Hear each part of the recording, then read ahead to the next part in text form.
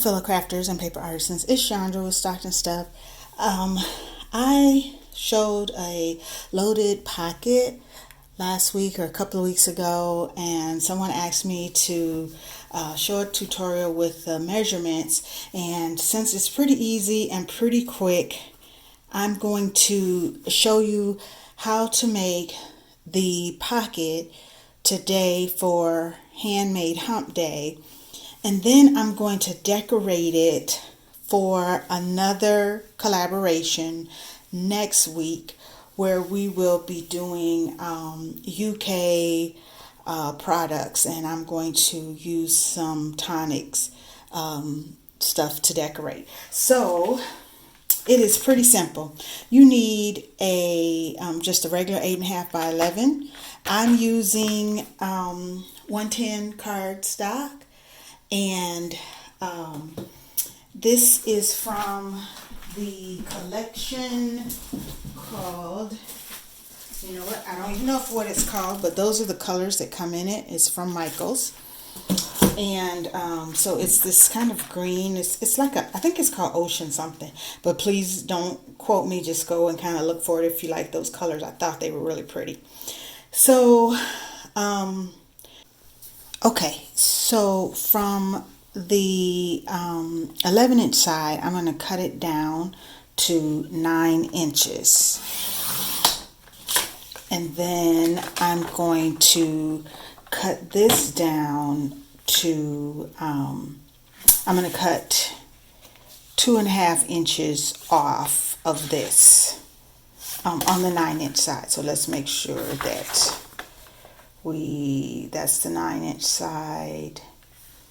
This is the 9-inch side. So I'm going to cut, I think I'm doing that right, 2.5 inches off the side. So this should be, let's get this measurement. So that should be a little over 6, just a smidgen. All right, so then I should have 2 sheets like that.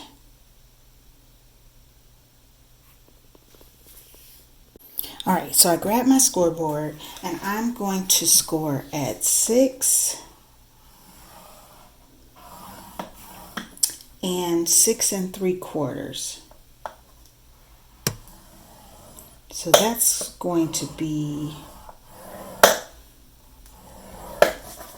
the where I'm going to fold and burnish so that I can get my pocket. So it's about 3/4 of an inch wide. It's not a very thick pocket. All right. So for my sheet that I cut off, that is 9 inches, I'm going to score 2 scores on each. Okay, so I have my piece that is 9 by the 2.5, and I'm going to score it at 3/4 and 1.5, and then I'm going to score it at 7 5/8 and 8.5. And that should give you 3/4 in between so that we can wrap it around. So I'm going to test it because, so it's going to be like that. And so I will put my tape here so you can see how it comes together. Okay, so I have tape around the front and I have some tape along the where I will connect it in the back, so on those 2 flaps. One flap is bigger than the other just because it's a little difficult to get the measurements right. Another way you can do that is to, if you want it to be even, some people are, you know, they don't like that, it's matchy. You can lay it up on your board and then do your scoring and then make sure you have a 3/4 inch difference between the 2 folds. So you would attach it here, and so I'll go ahead and do that piece, but I'm not going to attach it to the back just yet because it's much easier to decorate it on the insides before you totally attach it. So I don't want you to get that totally attached, and then you have to wrestle with it to get it decorated. So you're going to line up your scores and ignore that extra score I have there. That was an error on my part. And so that you get your folds just right. And then it's going to fold like that. And you can round your corners if you want. I didn't start over. I did score in the wrong place. I kind of pressed it out, but it's going to be covered with printed paper, so you won't see it. And then your back will connect like that, and it too will be covered with your printed paper. So you can use up your 6x6 pads or cut down a 12x12, which is what I'm going to do, and cut it down so that I can use it.